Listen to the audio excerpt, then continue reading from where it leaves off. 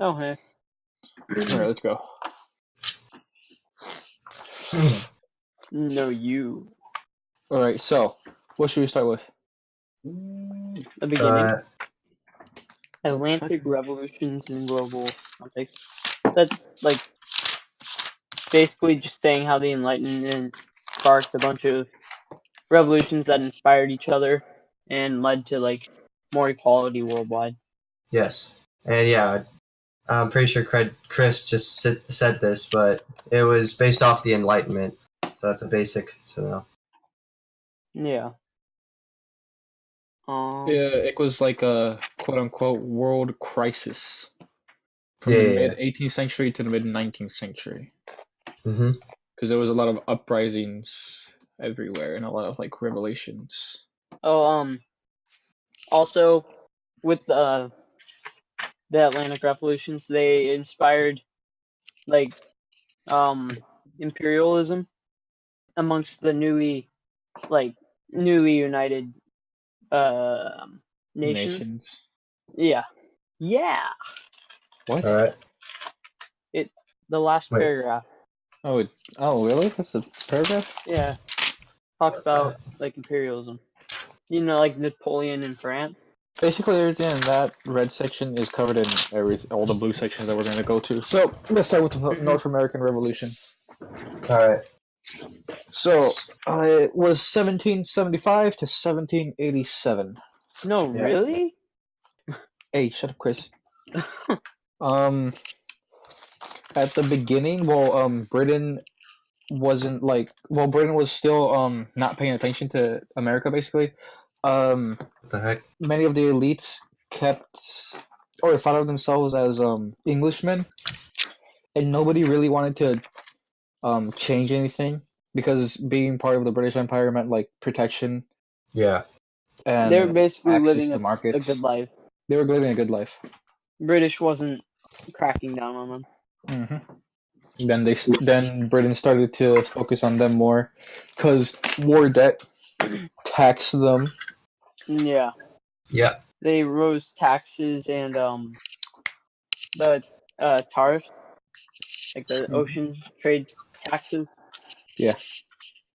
Yeah. So it was without their consent when they put on the taxes on the colonies. No taxation without representation. Yes. And then they later on go to a war with the French because the French didn't like the British. Yeah, France funded the war. helped the Americans. France was like the only reason the Americans won. Yeah. Also, wasn't the American Revolution not a revolution, kind of? If that makes sense? Like. Yeah. They keep questioning how revolutionary it was. Yeah. Because it didn't change anything. They just wanted to keep everything that they had before Britain started taxing them and stuff. Yeah, revolutions are about like going into a new era. It was less of going into a new one, but going back to an old one. Changing literally everything. It was kind of like the revival of like ancient Greece ideas, except it was a revival of older, like pretty new ideas from Britain after they changed them. No legal distinctions differentiated clergy, aristocracy, and commoners as they did in France, in America. So there was basically no difference. It was pretty much fine, and then it wasn't fine, and then it was fine. Mm-hmm. Oh, and there was more economic opportunity in the Americas than everywhere else. Mm-hmm. But other than that, I think basically everybody should know the story, I think that's good. It's like 2 pages, doesn't cover much. Yeah. The French. Alright, so French Revolution, 1789 to 1815. King Louis the 16th. The big gay. Wait, so on the vocab it says 1789 to 1799. So remember that. All right. Let's see. So France became very much in debt because of the fight against Britain in the Americas. Yeah. Yeah. There was a lot more. There was population growth. We need bread. No bread. Everybody needed bread. Everybody needed bread. They killed Except people for the for rich bread. people. The rich people had all the bread they wanted. The rich people had all the bread. All right, They so got that bread. to fix the bankruptcy, they basically, or King Louis the 16th made the Estates General. So that was No, he wanted to fix it, and then he called the Estates General. And then at the Estates General, he said we should tax the third estate, which are the commoners, yeah. because the system is very unfair. They passed it, and everybody got mad. And it was very stupid. Yeah. One of the reasons that people were like, "Ooh, we should do this," was because the soldiers that came from America had witnessed a revolution and was like, "Oh shoot, Enlightenment, this is good." They witnessed equality and like less class differentiation. Yep. And yeah. Okay. So like, oh shoot, that's right. Yeah, the National Assembly was basically the third estate because they had remember the most people. They were just governors. They're like, But they always got outvoted. The third estate became the National Assembly, right? Yeah. Was at first they still ruled with the king, right? Like the King Louis was still there, but it just gradually he just lost power. There were the three estates. Two of them were the rich people, so the poor ones always got outvoted for the laws that would fix things. So the third estate left, created their own thing, and then that's when they started creating plans to take over. I guess. Yeah, but before they killed King Louis, he was able to rule for a little bit longer, right? Yeah. Oh yeah, he was still part power. of. He was still part of the National Assembly, kind of, but then he just gradually lost it. Oh yeah. Also, the difference between the American Revolution and the French Revolution was Americans were dealing with sort of distant imperial power, the British basically, and then the French was they had their own conflicts in their actual. It was a civil war, yeah. Yeah. For the first few, the first year, I think, the revolution was very it made sense, and it was just oh, we should give more power to the third estate, basically. But then it quickly became the French Terror, where they just started killing everybody. Yeah, with the that didn't really happen until the one writer dude came along. And he started saying, we need blood. Okay, so we already know the Maximilian Robespierre was the one that did the terror, and he was the leader of the Committee of Public Safety. Which was the one that ran the guillotine. Yep. Yeah, and then he was guillotined. Yeah. Because he was accused of leading France into tyranny and dictatorship. Yeah, they were like, oh shoot, this guy's gaining too much power. So they killed him. Oh, at the beginning years of the newer rule, they were fending off from outside forces because the outside forces were connected to King Louis and Marie. And yeah. Oh, they killed a lot of nobles. Oh, the abolishment of slavery. They abolished slavery for a little bit, and then it was brought back. They basically implemented more freedom of religion, abolishment of slavery, less class distinction. They weren't communist or anything, but women's roles were called into question, but it didn't really change much.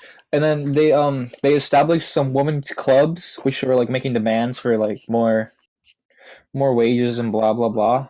Yeah. But then Enlightenment thinkers that are male were this is bad and this is threatening us. So in 1793 they voted to ban all women's clubs. Yeah. So there goes that. Oh, they granted religious freedom to people. Yeah, also outside the British saw it as kind of like a barbaric rebellion. Yes, that is the last picture That'll thing come that up. we had to do. Yeah, that'll come up in the images. Yeah. Napoleon, once it was united, decided to go on his imperialistic conquering.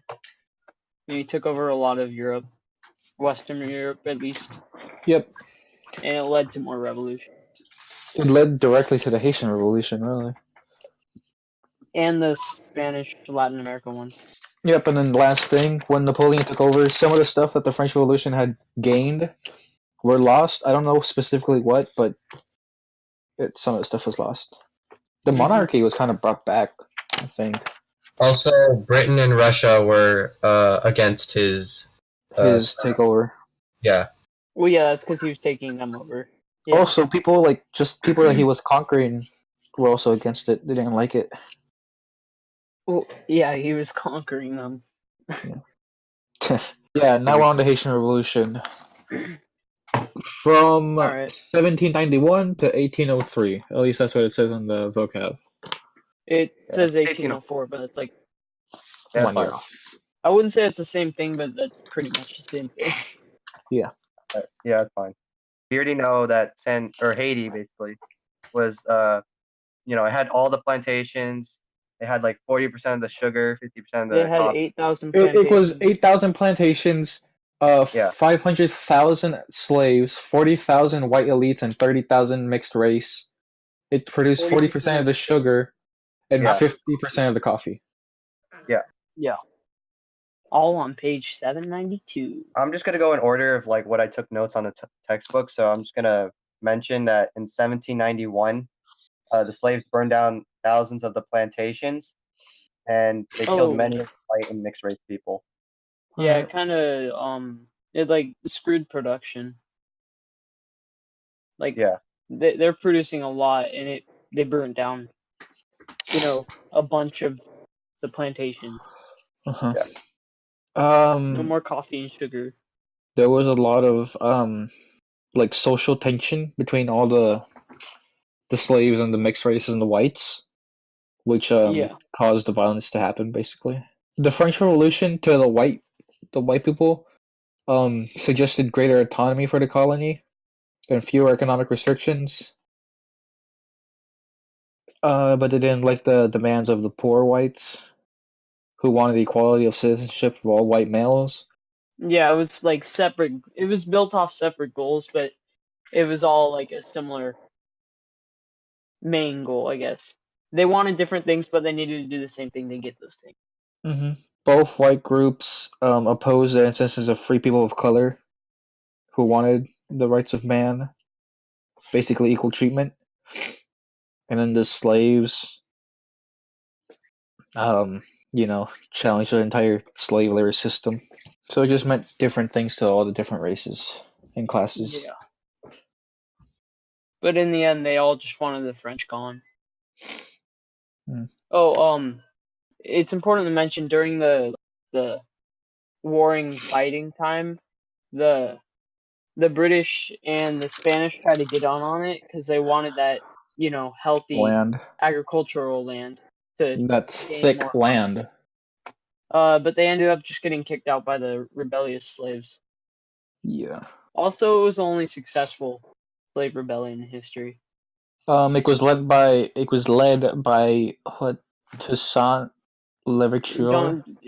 That one name that Mr. Wing wouldn't say. It was led by that black guy. Who beat Napoleon. Yeah, he's better than Spartacus. Yeah.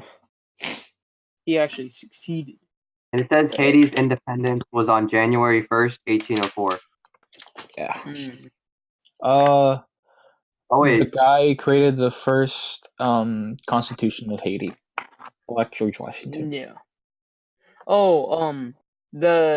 By burning the plantations, there was a huge backlash, and Haiti basically got sued by France, and that's why they're super poor. It wasn't because they burned the plantation; it was because they took all the slaves, quote unquote. Well, yeah, yeah, and And they then the couldn't French, produce as much money because they burned the plantations. and then the French was And like, "Give me money," mhm, and then they became in debt. That was up yeah, until like the 19th century, right? Yeah, it was Okay. barely paid off in like the early 19th century. Okay. yeah. There's a little bit The more we wor- could still talk about. Just like a little bit more. It's the very divisions of race and class, the destructiveness of the revolution, and the external opposition contributed to the poverty and as well as to its authoritarian and unstable politics. Freedom in Haiti meant no slaves, not many rights for the people, and had unstable politics. The Haiti Revolution was a source of great, great, great fear and like hope for slaves. Great Yeah. fear for the white people that owned slaves in like the Americas, and yeah. great hope for the slaves that were on Yeah. said plantations and stuff. Haiti kind of served as an inspiration to other slaves that it wasn't impossible to escape Yes. slavery. That was the effect. Yeah, Okay, so I think that's pretty much the end of where I stopped for Haitian Revolution. yeah. All right. Yeah, we're on to Spanish the Revolution. next revolution. Spanish American Revolutions. On the vocab, it says 1810 to 1825. So this is the one where when Napoleon took over Spain and Portugal, the kings were either killed or had forced to leave, which then made They were sent over. Yeah, all the people in the Spanish colonies be like, well, we have no more rule, so might as well rule ourselves. So they wanted independence. Yeah. yeah, and they kind of broke up into warring. Well, not really warring, but like different factions. Different states. Yeah, states and factions. That's why it's not united. Hmm. Yeah, and also the Spaniards and Portuguese that hated the taxes, but they didn't. The Creole elite didn't really, start a revolution. If that makes sense, they didn't really do anything about it. Initially, when Spain and Portugal tried to take over or like put greater control on the colonies, the elites, known as the Creoles, didn't first like just start war. It was just small protest. It was the Relatively. colonies were sharply divided by class, unlike the ones in America. Should you guys talk about like the military leaders? Simón Bolivar, Yeah, I think so. Yeah. Yeah, he was really important. Yeah. he established Colombia. Yeah, but he kind of like started the idea of revolt, I guess, in Latin America at least. It was hard to get everybody to be like, oh, our nation, or fight for the people, because there was such difference between them and like sharp distinctions between each class. Yeah, he So he was a helper of that by calling everybody Americanos. played the nationalism card. Yeah. United everyone by saying they had a common enemy. Basically, everybody like was born in Latin America were Americanos, and then the enemies were the ones that were born in Spain or Portugal. The revolutionaries made promises to end legal restriction and like social advancement, but after everything was finished, they didn't keep many of the promises. Yeah. Also afterward, like originally the Spanish colonies were like super rich because of the production, Mm-hmm. far richer than the North American. But the tides turned after the war because there's no more slavery, so they didn't have as much high production because nobody wanted, work at the sugar plantations. Yeah. Because it was killing Yeah. work. So Women didn't gain much from this either. Yeah. yeah, Not like political rights, but they did get education and some opportunities, and they also got acknowledgement. that was for- pretty much the outcome of most of these. Yeah. There was extra education. So like, yeah, this was also like a reason like feminism sprouted because no political rights. Yeah. Think that's good? Yeah. Alright. Which means now we can go to the abolition of slavery between 1780 and 1890. A transformation occurred. It was like one of the big three effects of the revolutions. People were like thinking about it more because of religious reasons, economic reasons, and political reasons. Yeah. So the Quakers and the Protestants, like they address slavery as evil according to their religion, and they use like memoirs of, like former slaves to like show how scary it was. Yes. Okay. Apparently, for economic reasons, it was less effective to use slaves than actually paying your employees. So people were like, "Ooh, more money if we take away slaves." And Yeah, the reason dude. for that was because they were less inspired to do the work because they were forced to do it. But when they got paid, they were inspired and they worked harder, even if it wasn't that much pay. Wasn't it like some of the people slavery didn't look too good or something? Like it wasn't appealing. Wasn't to it the because public? it challenged the Enlightenment? Like Enlightenment was based off of natural rights, so slaves should have like their rights, or is that something else? It was politically unwise. That's what some British people believed of the Yeah. ways that the slave revolts were dealt with. It was just kind of unappealing. And Because it began losing like the public support. Yep. Because And they saw then- how it was. yeah, Because the like former slaves made it public what it was like. yeah. And it was really unappealing to the public. hmm And that's why it began losing state support. And then the British Empire started patrolling the Atlantic Oceans because they made slavery illegal. So if they saw any slave ships, they would like raid them and take them and free the slaves and take them to Freetown. Yeah, that was the British. Freetown? Yeah. I think we hit like the main points about that. I think we should just say like also the things in other places because of rebellions and stuff, or like see like in Russia they had a fear of rebellions, so they released the serfs. Yeah.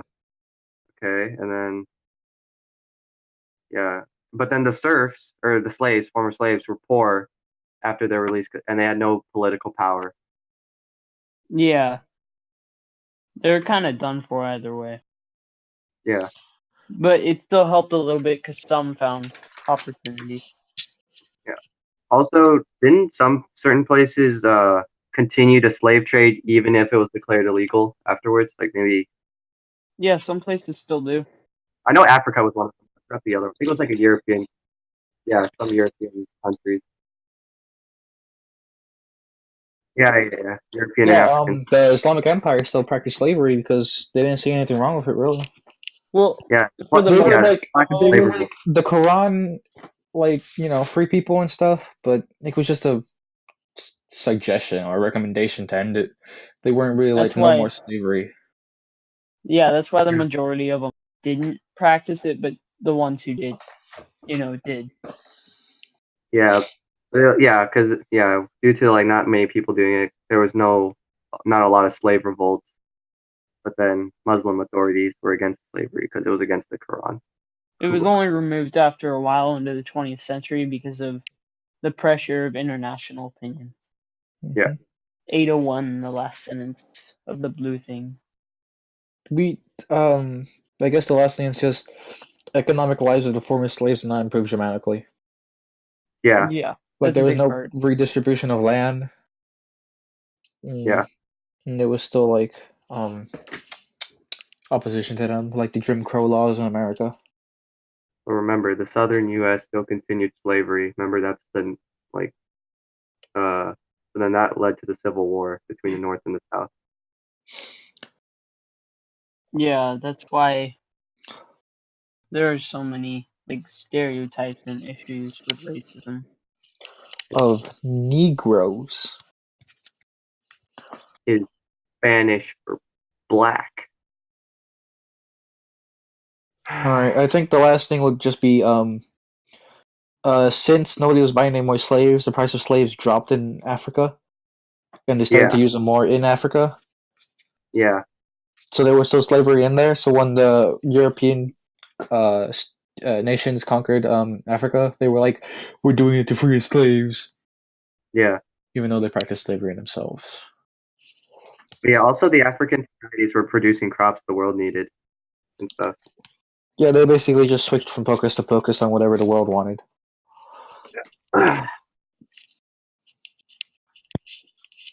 All right. Yeah. I think that's it. Good.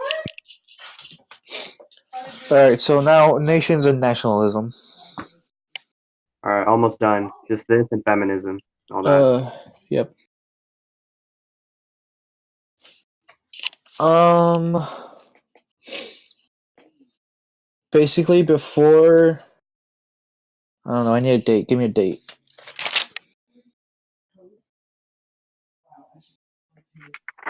This was like after.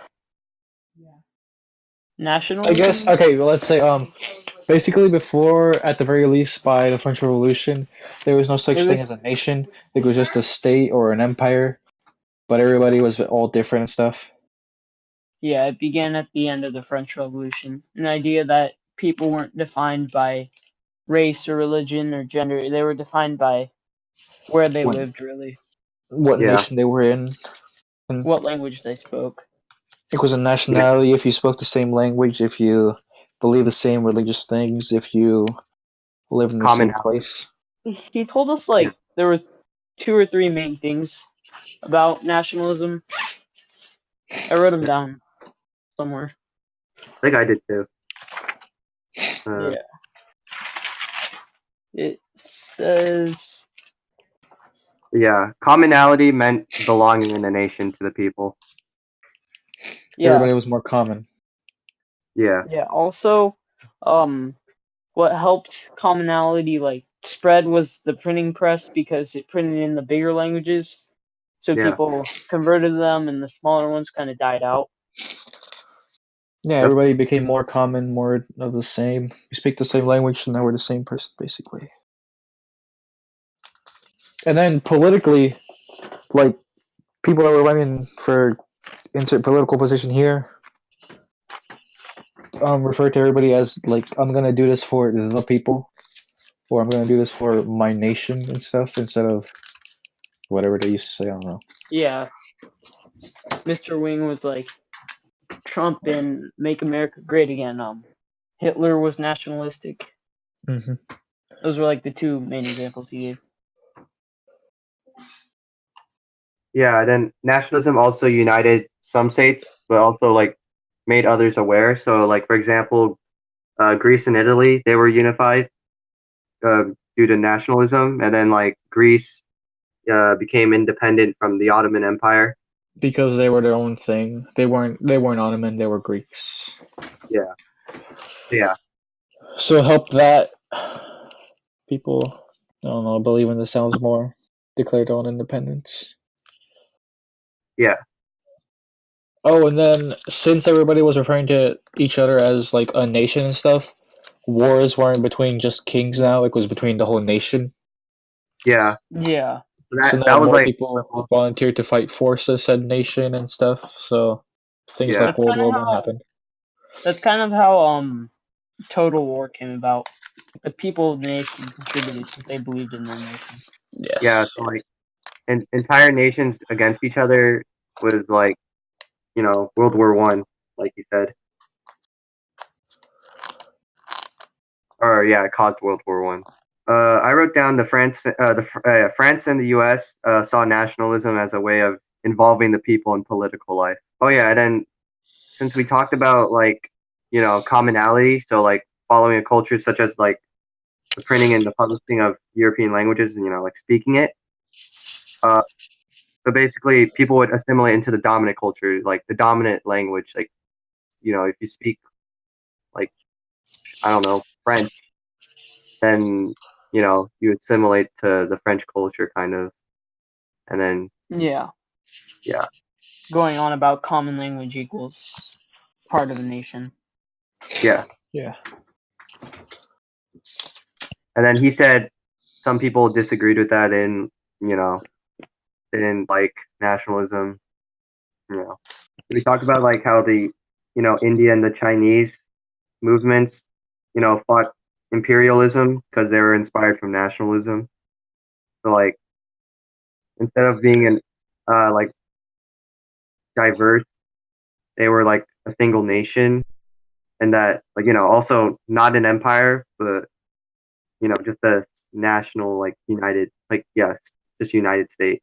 The nation like nationalism kind of led to the changing of names of places. Like, for example, the Ottoman, they changed to the Turkish because they lived in Turkey primarily. Well, no, because they saw themselves more as like Turks. Like they didn't see themselves as Muslim because they were different from Muslims. So they didn't see but like, themselves as a Muslim caliphate anymore, I guess. Yeah. Okay. I think that's it. I think that's good. Okay, so now feminist beginnings. Feminism.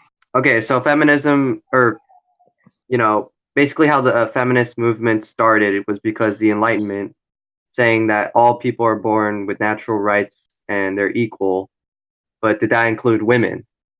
So that's how people started to argue whether it's true women are equal to like the rest. Or women are not equal. Yeah. A very important person was Mary Wollstonecraft, who made the Vindication of the Rights of Women. I guess the movement grew because more and more women were like doing stuff that men could do, basically. They began like protesting, stating that they were people too, they deserved the rights of men, and they weren't politically different. Yeah. Like they had the same skills, basically. They could do the same things. It focused. I guess it didn't focus, but it worked towards a lot of goals. But in the 19th century, it mainly focused on the right to vote. It was basically almost all of it was peaceful protest, except for in Britain, which is very stupid. Yeah, Britain was like they were like blowing things up and stuff. Blowing up railroad stations. Yeah, it was no joke.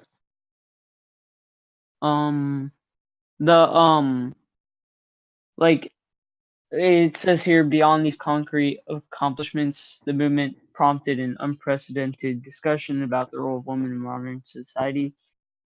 And Henrik Ibsen, I don't know how to say it. His play A Dollhouse. The heroine Nora finds herself in a loveless and oppressive marriage, leaves both her husband and her children, and it opened up the new view that women could do the same thing that men could, and they didn't have to depend on them.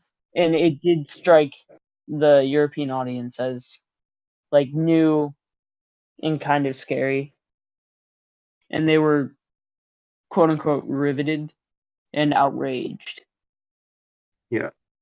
Yeah, there's a lot of opposition. The outside world could damage the reproductive system. That's not good. Yeah. On page 806, if you have your textbook with you, the very last paragraph, it talks about, how the movements had some effect. By 1900, women were able to get more education. Yeah. And like the whole revolution thing kind of led to the increased education and freedom. But the freedom and education for women really kicked off after feminism opened up. In places like China and the Islamic world, some people believe that education and higher status for women strengthened the nation. Yeah, because it showed the struggles for development and independence, therefore deserves support. Though, like, as an opposition, like, with that, some people viewed it as selfish. Pretty sure Andy said this, like, they were kind of risking their, like, motherhood, I guess. I'm pretty sure you said that. I don't think it did. but Because continue. it was seen as selfish because, like, They're just supposed to be wanted taking care of accomplish what they children and wanted. stuff. Yeah, they're But now supposed they to want be to be taking care of providing a healthy themselves. household for strong kids. It's supposed to be making some sandwiches. Yeah. I think that's it for feminism.